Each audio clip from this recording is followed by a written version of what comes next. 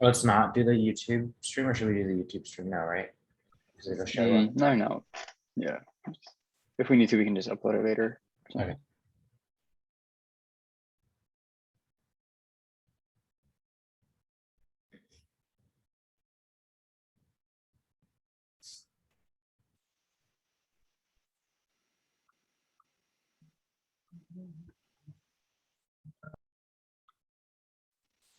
Rishi, Huh? At what point? So right when you start slide sharing, you want me to spotlight you as well, so everyone sees you side by side. No, I'll let you know. Okay.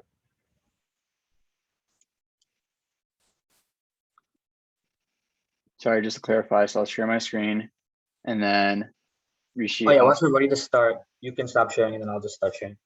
Got it. And then Pranay, are you seeing the intro? Yeah, I'll read it.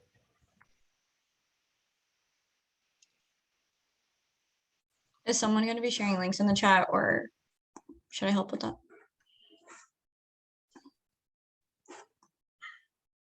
I think we think ever it's all- talked about it, but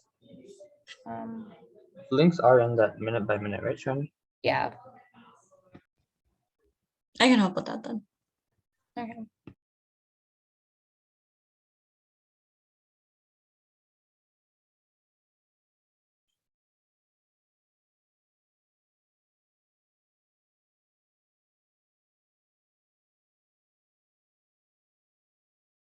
Do you want to start letting people in now? Let's get the slide and the music going. Okay, yeah.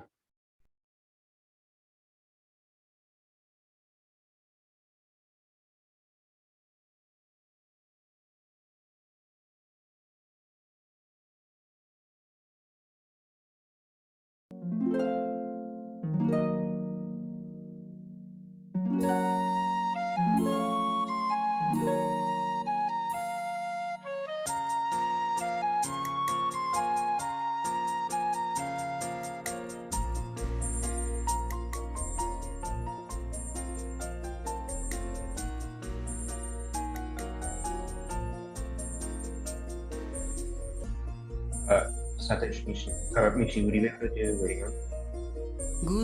Yeah. I'll start adding in people now if everyone's good with that.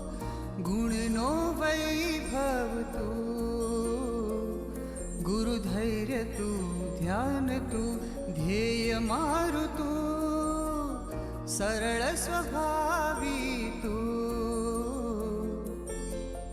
आत्मशुद्धि ना योगी आत्म सुख ना भोगी आत्मानंदी गुरु तू अध्यात्म ना योगी भक्ति मार्ग ना जोगी समतानी प्रतिमा तू गुरु तत्व तू तीर्थ तू तारणहार तू गुण नो वैभव तू गुरु धैर्य तू ध्यान तू ध्येय मारु तू सरल स्वभावी तू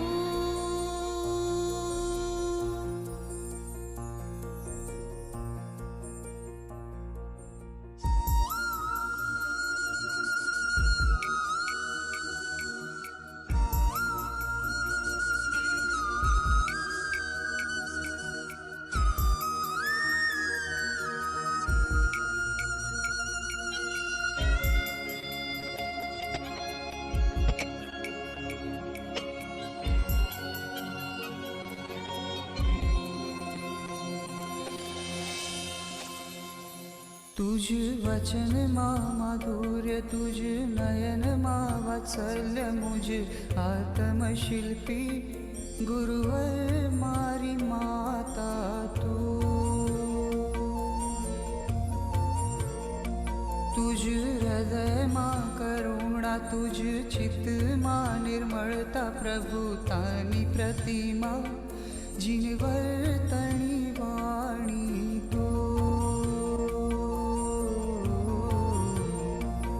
मळजो भव भव गुरु मने तारो ज संगात शुभ योग तारो पामी थाऊ भवती तत्व तू तीर्थ तू तारणहार तू गुणिनो वैभव तू गुरु धैर्य तू ध्यान तू ध्येय मारु तू सरळ स्वभावी तू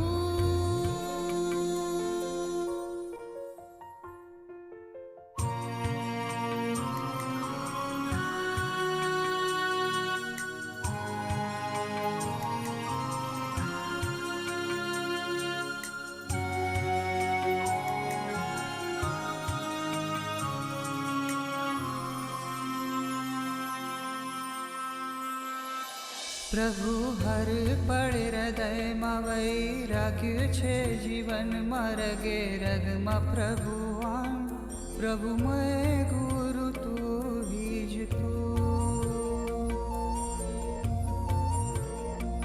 कृपा निधि गुरुदेव क्षमा निधि गुरुदेव मारा मन ना मंदिरे गुरुवर मारा तू हीज तू गुरु तारा चरण करु मारु जीवन अर्पण तुझी आण शीर धरि करु आत्म निर्मल गुरु तत्व तू तीर्थ तू तारणहार तू गुणिनो वैभव तू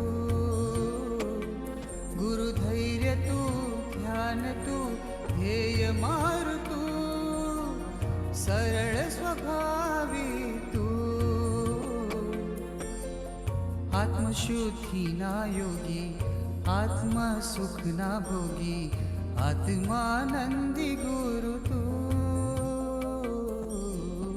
अध्यात्म ना योगी भक्ति मार्ग ना जोगी समतानी प्रतिमा तू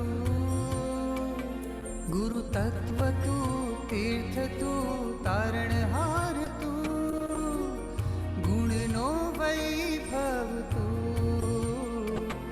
गुरु धैर्य तू ध्यान तू ध्येय मारु तू सरळ स्वभावी तू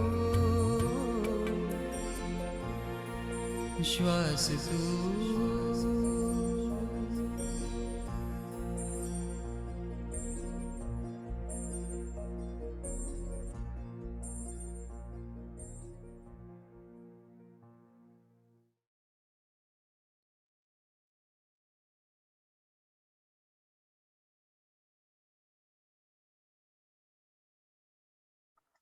Pranam everyone, welcome to the Guruvandan Workshop. Before we get started, can we all first put our hands together, close our eyes, and we'll just say a short some prayers, and then we'll get started. Namo Arihantanam, Namo Siddhanam, Namo Ayaryanam, Namo Vajjayanam, Namo Sabasahunam. Eso Panchanamukkaro Savapavapana, Sano Mangalanam, Sarvesim Paramam Have Mangalam. श्रीमते वीरनाथाय सनाथाय अद्भुतश्रिया महानंद सरोवराय तिमरालाय हते नमः अंगूठे अमृतबसे लब्धितना भंडार श्री गुरु गौतम समरिये वांछित फलदातार अज्ञानतिमिरान्धानां ज्ञानाञ्जनशलाकया नेत्रमुन्मितं येन तस्मै श्री गुरवे नमः तस्मै श्री गुरवे नमः। Pranay. Jai Janendra and Pranam. My name is Pranay, and I, along with the Education Committee members Ayush Shah, Charmi Shah, Sati Shet, Harshita Jain, and Rishi Zaveri, would like to welcome you all to the YJA Guruvandan Workshop. During this workshop, you will learn about the significance behind the ritual, as well as have a chance to complete it alongside our teachers. Before we get started, I'd like to ask that attendees turn your cameras on, drink water, and remove your shoes. Feel free to keep a notebook and writing utensil with you to take notes if you would like. Without further ado, I'd like to pass it back to Rishi to get us started. Thank you, Pranay. So before we get started, let's start with a quick story. Everybody likes stories.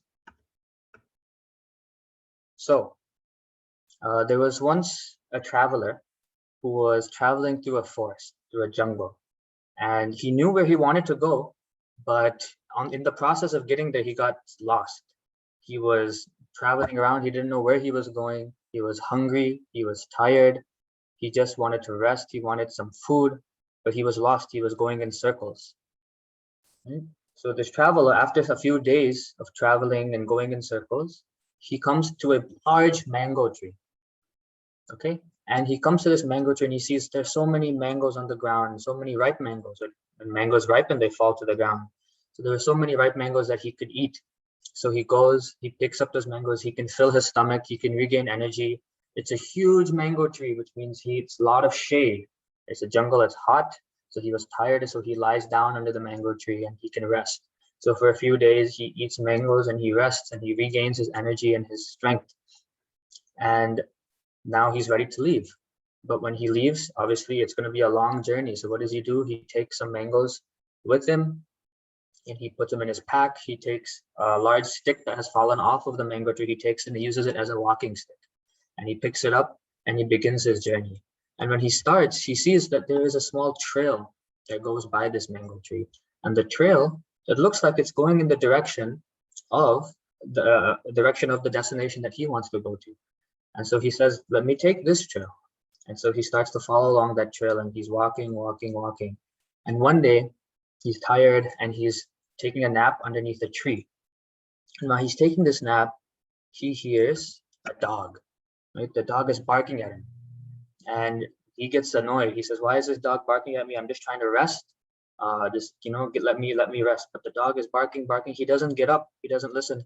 And so the dog comes, grabs him, with its mouth, grabs his shirt and it pulls him up. And now he gets really upset. But he looks and he sees, why would the dog do that? And so he sees that underneath, right above where he was sleeping, right from the tree, there was a snake that had been coming down and it was hanging over him, right? There was a venomous snake. And so it could have bit him. And so the dog was trying to protect him. It was warning him that don't sleep there, wake up, move. And when he didn't listen, it dragged him.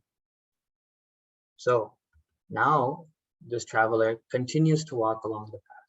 He's walking and now he finally comes to a river. And now this river, it's flowing downstream and downstream is exactly where he needs to go, right? His destination, the city or wherever he's trying to go is downstream from the river. And when he gets to the river bank, he sees a boat, right? Just like this boat here, he sees a boat. And what does he do? He says, let me sit in this boat and I'll put myself in the boat and I'll push off of shore and I'll just let the river take me where I need to go, right? If the river is going downstream, I don't even have to row. The river will just take me, right? I can just sit in the boat. And so he sits in the boat and he relaxes. He has no worries. He knows that now he will reach his destination. So this is just a story, right? But let's think about, what does the story mean? Right? Who is the traveler? Right? What is the dog? What is the boat? What are all these different characters in the story? Right? So first, let's start from the beginning. The traveler who's lost. Can anybody tell me? You won't be able to unmute yourself, but you can write in the chat. If anybody has any ideas, can you tell me who is the traveler?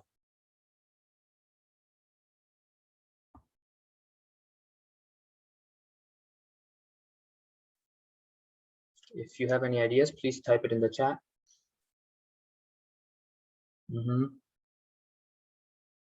Yeah, the soul. Yep, exactly, right?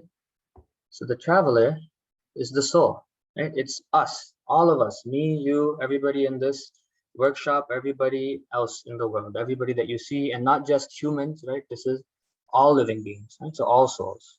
And what is the jungle? Can anybody think? This jungle that these souls are lost in?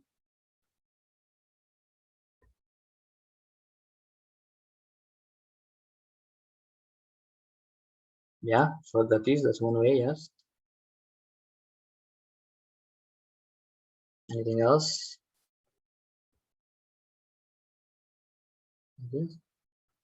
Yeah, so the four gatis is one way, but in the general term for this is sansar. Sansar is what? It's this worldly existence, right? So it is the four gatis, you can think of it, is all the worldly possessions that you have, all of the different relationships and interactions that you have. All of this is samsara.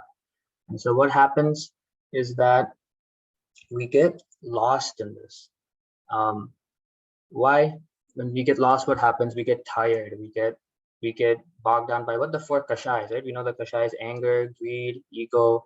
These are all kashayas, rag and dvesh. So attraction, aversion, all these things. What did they tire us, right? They tire our soul, they tire our mind, they tire our bodies.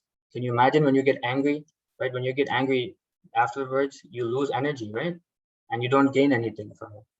So that is samsara. You're traveling in these four gatis of this world, and because of your kashayas and because of all the karmas that you have on the soul, you get tired. So, but after some time, right, the soul, this traveler, he came across a mango tree. Right? So what is this mango tree? Remember, it gave him relief, right? Temporarily, he knew he had to continue on his path, but for a little bit, he could rest, he could regain his energy. So what is that? So this mango tree represents a guru who gives immediate relief. So what does that mean? Right? What is immediate relief? So a guru's job, we know, right, is to teach, is to show the path, right? But imagine if you are hungry, or if you are tired, or if you are sick, right, and somebody tries to teach you something or tries to tell you something, you're not going to listen to them because right now your needs are different. And so the first thing the guru does, right, is say he looks at, or he or she looks at, okay, what is the need of this person, right? What is the soul need at the moment first? And that is what they give immediately. So some quick stories. Once I was with the Guruji, and the family came, and that family came with one young boy. He was 9 or 10 years old, and they said that, Guruji, you know, our son, we want him to learn sutras and all these things, but he's not even focusing in school. He's not learning how to write. He's not learning how to read. Right? So what does the guru do first? He doesn't immediately sit him down, okay, start memorizing sutras. No, that is not the immediate need. What is the immediate need? He sits the boy down and he teaches him how to read. He teaches him how to write. He says, practice, come to me, do your school homework with me.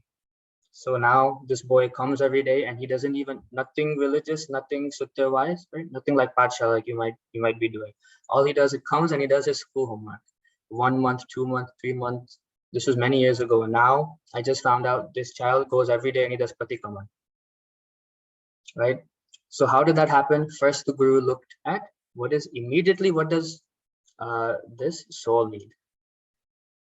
Next, right? After the traveler, he got his mangoes and he got his walking stick, and now he set off on his journey. Right? So this path, he found this path to this trail. So what is this trail? This trail, is the path that is shown by the guru. So what does it mean by the path that the guru shows? So this path is the basic code of conduct for how do you live your life. Right? So if you have gone to Patshala, you might have learned maybe the 12 minor vows of Shavaks and Sharikas, or you might have learned about other small vows, right? During Paryushan is coming up, we know we will take small different vows, right? Not eating at night, or only drinking boiled water, not drinking ice water, whatever it is, these small things we'll do. This is all code of conduct. This is how to live your life. And this is very basic. Once, sadhus and sadhus, they travel by foot, right? They go village to village to village. And so during this time, they meet thousands of people, and each person has a different need. Each person has a different path that they have to travel. And so whichever the need is, again, they first help immediately, and then they show what to do next. So once we had gone to a village, and there were no Jains, only one Jain family was there, but a lot of 40 or 50 people who are not Jain had come, and they were sitting there. Guruji, show us, how do we live our life? So Guruji said, right? He said, how do you live your life? 3 things. Remember, clean eyes, clean hands, and clean stomach. Right? Clean eyes means what? Don't see anything that you should not. Right? Do not watch anything that would not be good.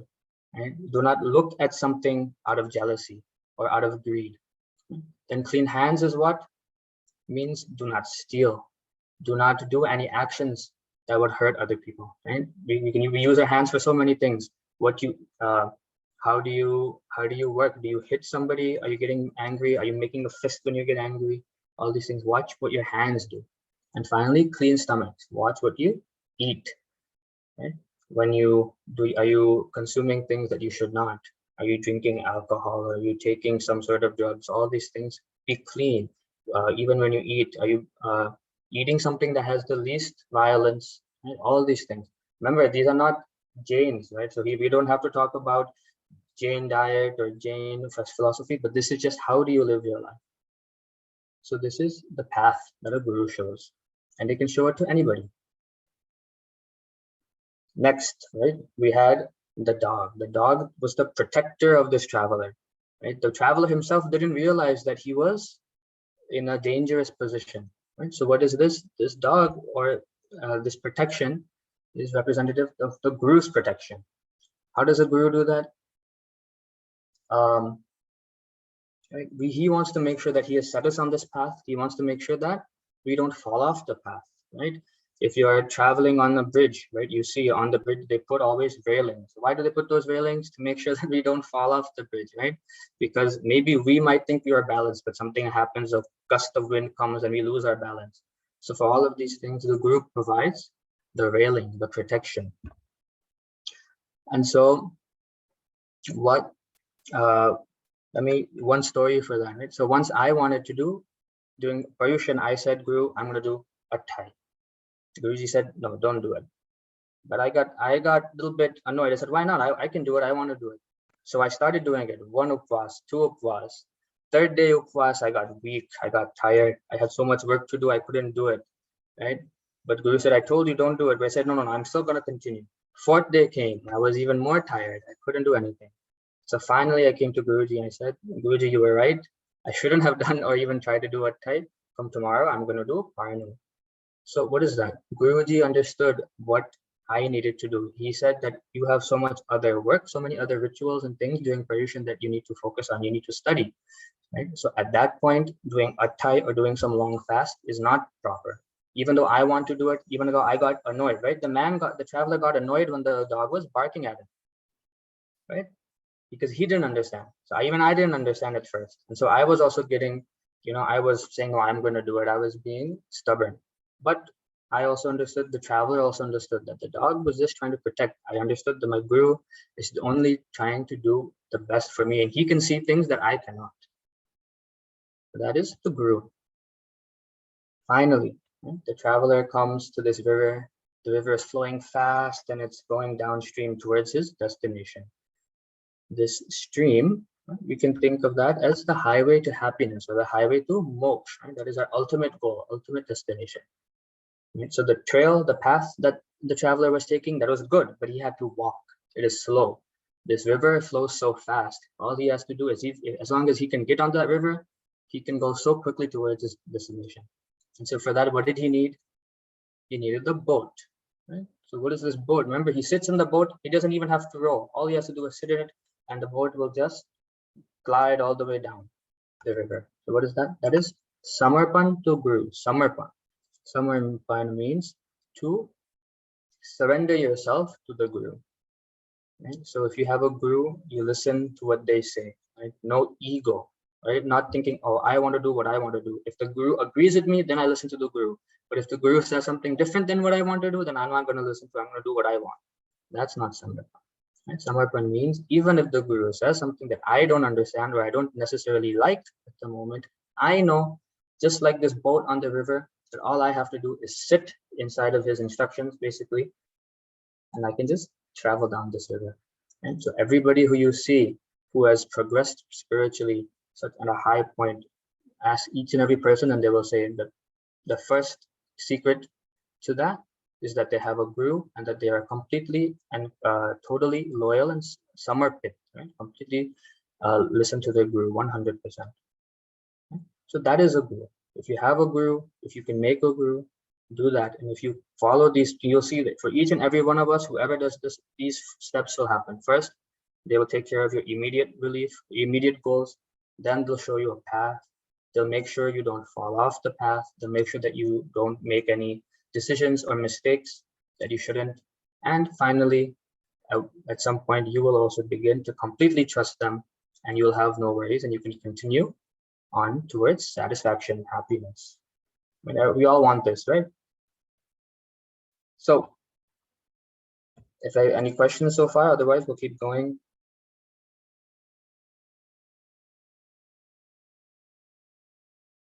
Okay. So next, I'll hand it off to Charmi. She'll talk about why do we do Guruvandan. Okay, thank you, Rishi, for walking us through that story. So we all understand that gurus are worthy of our respect, but what are the scenarios in which we should do Guruvandan? In practice, Guruvandan should be done anytime we go to meet a Maharaj Saheb. However, there are also 8 specific reasons as well that we do Guruvandan, and all 8 are provided in the Guruvandan Bhashya Sutra by Devendra Surji Maharaj Saheb. But for now, I'll go into 3 of the reasons of the 8. The first one is to perform Swadhyaya. It is said that the root of knowledge is respect. So therefore, in order to start any religious studies, we should first pay our respects to the Guru. This can include the Guru who is directly teaching you or a representation of Guru, such as a picture of Gautam Swami. The second reason is to ask for forgiveness. So if we've acted in an improper fashion towards the Guru, then we bow to them to ask for forgiveness. We'll go into more examples of this later. The third reason is before starting any major task or undertaking. So if you're planning on doing a long fast such as Attai during Pajushan, then you should first ask permission and receive blessings from the Guru. Before asking permission, you must do Guruvandan. 2 other examples would be if you're doing a pratista or leading a yatra. All of these are examples of major undertakings that require the blessings of Guru. So as we said, yeah, there's 3 that I just went over, but there's 8 total. Thank you, Charmi. So now quickly, we're going to start doing Guruvandan. But before that, we'll just very quickly go into a couple of the mudras that you'll do. And most of you might have at least seen them or done these at some point. Right? So the first one is Kamasaman. Right? So Kamasaman mudra, the real name for this is Panchang Pranipat. What does that mean? Panchang means 5 limbs. Pranipat means to bow. Right? So if you look on the left, you see, right, our favorite model, Neil, he's bowing down, so his head is touching the ground, his 2 hands, and also his legs and feet. Right? So head, arms, and legs, that's 5 total body limbs that are touching the ground. That's right, it's Panchang Pranipat. Right? And then second mudra is the Abuttiyo mudra. So here again, he is bowed down, but now he has his right palm. Okay, it always has to be the right palm is touching the ground, and he's covering his mouth, because when doing this sutta, he'll be saying, when doing this mudra, he'll be speaking a sutta, the Abuttiyo sutta, and so he covers his mouth so that if there's any small living things or things on the ground, his spit or when he's speaking, he's not disturbing them. Right? So now let's pretend we are all in India, right? Because we know that all sadhus and sadhis, Maharaj Sahebs, they live in India. Right? So if we ever have to do Guruvandan personally live, we have to go to India. And you might come to some place like this. This is an Upashray. Upashray is where sadhus and sadhis stay. Right? They don't live there. It's not their home or their address. But as they travel, when they have to settle for a few days in some city or some village, then they come and stay in this Upashray. So now let's imagine we've gone to India, we've gone to some village, and now we're ready to enter this Upashray. Right? And now let's also pretend this is 2,500 years ago or 2,600 years ago. And who do we meet? Gautam Swami. Right? Remember, Gautam Swami was who? First Gandharva Bhagwan Mahavir Swami. Right? And so he was the first disciple.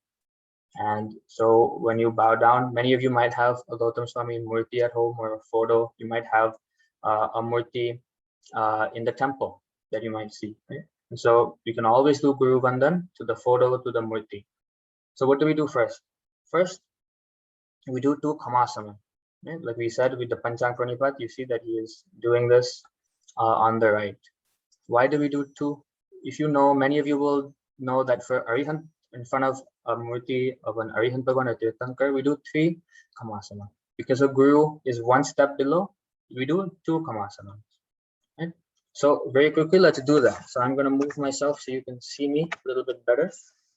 I would like if everybody could turn on their video so I can also see you all as you perform it with me. Okay. So let me stand up. And if you can't hear me, please say it or in the chat. But we will now do 2 commands. Okay. Ichhami, Kamasamano, Vundiyum Jami, Jai, Nisihiae, come down on your knees. Mat ena vandami, and put your arms and your head down. And now come back up. One more time. Ichhami, Kamasamano, Vundiyum Jami, Jai, Nisihiae, Mat ena vandami. Good job. Thank you for everyone who did it. Now, next, we will stay standing and we will say Ichchakar Sutra. So what is the Ichchakar Sutra? In this sutra, all we are doing is we're asking the Guruji that, how are you, right? But just when you meet your friend or you meet, some family member, anybody, you always first ask them, how are you doing? Are you feeling well? Are you doing okay, right? The same thing, when we first meet the Guru, what do we say? We say, are you in good health? And also remember, Guru, sadhus and sadhvis, when they go for food, they call it gochri. And so when they go from house to house and they get gochi, this is how anything that they need, this is how they get it. Right? So it is our job, right? We are Shravaks and Shravikas. We are not sadhus or sadhvis. Right? So it's our job to offer them, to tell them that, yes, I am, whatever you need, you can come to my house, you can do it. Right? This is not something that we get that opportunity in the US, but when you go to India, maybe if you've been with your parents, your uncles or aunts or your grandparents' house, you might have seen this, right? So let's do this. We'll stand up and we'll say the Ichchakar Sutra.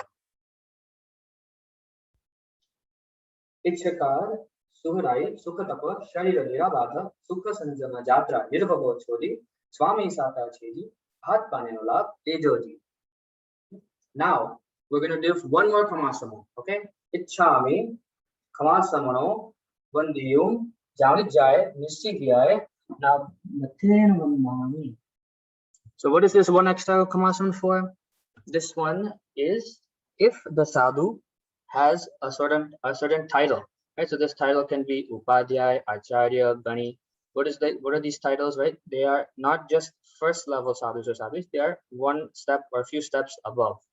And so they require a little bit more respect. So Gautam Swami, he counts, right? He is a Ganadhar, so he has a very high position. So we give one more Kamasana. Next, we will stand up again and we will do the Abhutthiya Sutra. So what will happen here is we will first stand up, we will say part of the Abhutthiya Sutra, we'll ask permission, and then we'll come down into this Abhutthiya Mudra, and we will, in the Sutra, ask for forgiveness for any disrespect or misconduct that we might have committed against the Guru, right? Not intentionally, not on purpose, it could also be unintentional. So you'll hear, we'll say things like alave, sanlave, uchasane, samasane, which basically means maybe I spoke to you incorrectly. I called you, right? You might tell your friend, hey, come here, right? But you cannot tell a Guru, hey, come here. That is disrespectful, right? So you did that. Also a Guru, because they hold a higher spot, they also must always sit at a higher spot than us. So if the Guru is sitting on the ground and I come and I sit on a chair, that is also disrespect, because he commands the higher position. So these are all different traditions and things that we have to be careful of when we go meet a Guru. But sometimes we forget. And so because of that, we'll say this Abhutthiya Sutra. So let's stand up. Ichha Karasmi Sarvaban, Abhuttwami Abhintara Rayam Kamyam, Icham Kamemi Rayam. Now we'll come and we'll go into Abhutthiya Sutra. So right palm on the ground, left palm over your mouth.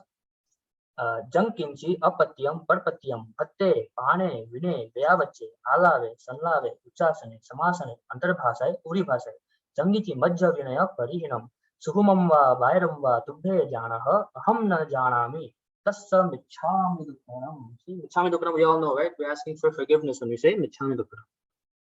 Now all we will do now is we'll just do one more Kamasana. This is just to end the entire process. Ichhami Kamasamano, Vandiyum, Jami Jai. Nisihiaye, come down on your knees. Matta ena vandami, bow down. And that's it. That is the entire Guruvandan. Very short. Once you learn it, you can do it in 30 seconds. Right? So let's do it one more time. This time we won't have those breaks in between. But before we do that, we're gonna, Gautam Swami, we know, but he is no longer with us. We only have photos and representations of him. But what about a real life sadhu? Right? When we go to India, we will do it in front of a real life sadhu. So here we have one such sadhu, and so I'll let Satvi give his introduction. Okay, hi guys. So this is Param Pujya Acharya Srimad Vijay Uday Vallabh Sureshwarji, and he's a very renowned Acharya from the Shwetambar tradition. He is known for his youth empowerment initiatives called Perfecting Youth Sessions, also known as PUYS, and he is fairly young, so he has a strong grasp of the problems facing youth today, as well as the world as a whole. So he has ability to connect with youth of all ages. So on a range of topics from cars to computers or parental pressure to peer pressure. And he's also has a formidable grasp on English, so it's very easy to communicate with him. It is highly recommended that any youth visiting India try to visit Acharya Shri when they get a chance. It will be life-changing because of his knowledge. Thank you, Satvi. So is that exciting, right? So if any of you, many of the kids, if you're who are on the call, right? When you get a chance, if you go to India, tell your parents, I want to meet Uday Vallabh Maharaj Saheb. You will have so much fun, right? So let's do Guruvandan to him, right? So maybe you'll get to do it in real life, right? So let's practice before that. All right, so first, do Kamasaman, stand up. Ichhami Kamasamano Bandiyum Jamani Jaya Nishchihiyae Matha and Vandami. One more time. Ichhami Kamasamano Bandiyum Jamani Jaya Nishchihiyae Matha and Vandami. Now we'll stand up and we'll do the Ichakar Sutra. Ichakar Suharai Sukhatapa Sharira Nirabada Sukasanjam Jatra Nirvaho Choli Swami Sata Chiji Bhat Paninola Dejoji. Now one more Kamasana. Ichhami Kamasamano Vandiyum Jamani Jaya Nishchihiyae Matha Ena Vandami. Now we'll stand up and do Abutthyo.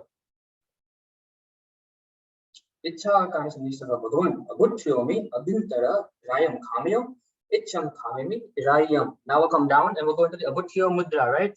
Right palm on the ground, left palm over your mouth.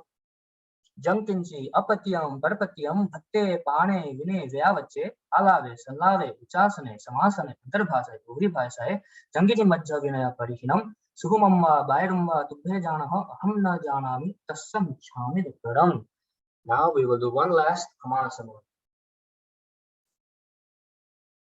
Ichhami Kamasana, Bandiyum, Jave Jai, Nishchihiyae, Matha in Vindani. Thank you, everybody who joined in. Good job. That was very nice. Okay, so very simple, right? Quick and easy. So now, when you go to India, when you visit sadhu or sadhvi, you can do this. Yes, nod your head if yes, right?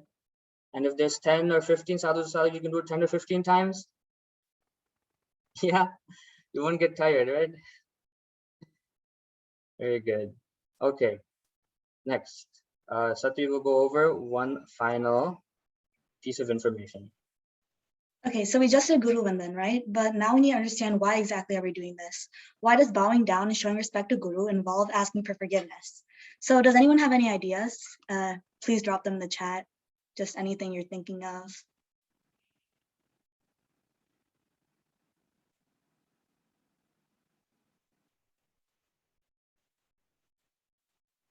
Yeah, to reflect on our mistakes, yeah. Anyone else?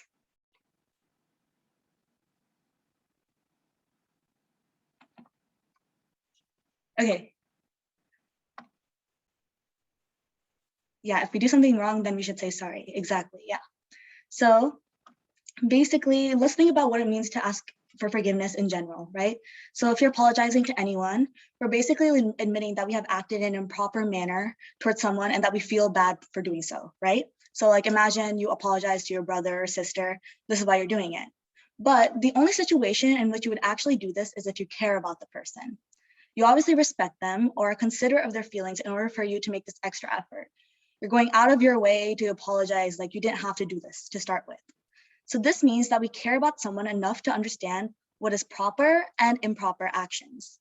We're also promising to avoid such actions in the future. Thus, we can only truly ask for forgiveness from the people who are very important to us. So gurus for all Jains they're extremely important. Thus, we should ask for forgiveness for even the smallest of mistakes. So that's why we go through this whole Guruvandan process. Thank you, Satvi. Any other questions? Make sense? Okay. So that was our entire Guruvandan workshop. Right? So hopefully we all learned something. Right? You got to practice Guruvandan. Now when you go to the temple here, you see a murti of Gautam Swami or Sudharma Swami. You can do Guruvandan in front of them. Right? If you don't know the sutra, come ask your parents, ask your Pasha teachers, come to us, come to YJ, we can help you. Right? But learn this, it's very short, it's very simple, right? We just heard it once. So with that, we'll just do Sarva Mangal and then we'll have a couple announcements. So put your hands together, close your eyes. Sarva Mangala Mangalyam, Sarva Kalyana Karanam, Pradhanam, Sarva Dharmanam, Jainam Jayati Shasanam. Now I'm going to hand it off to Pranay or Satej. Thank you again, Rishi. Also, a sincere thank you to Ayush, Charmi, Satvi, Harshita, and Rishi again for their incredible efforts in putting together today's session. Before we close out today, I'd like to ask that you please fill out the feedback form that will be linked in the chat to let us know if you would like to be interested in seeing more workshops like this one in the future. The second link in the chat will be to our Guruvandan handout, which we released earlier this year. This resource includes all of the Guruvandan Sutras in English, along with pictures and instructions. We highly encourage you to check it out. As always, if you have any further questions, comments, concerns, or need any disability-related accommodations, please contact education@yj.org. Michami Dukaram for any errors we have made, and thank you for coming.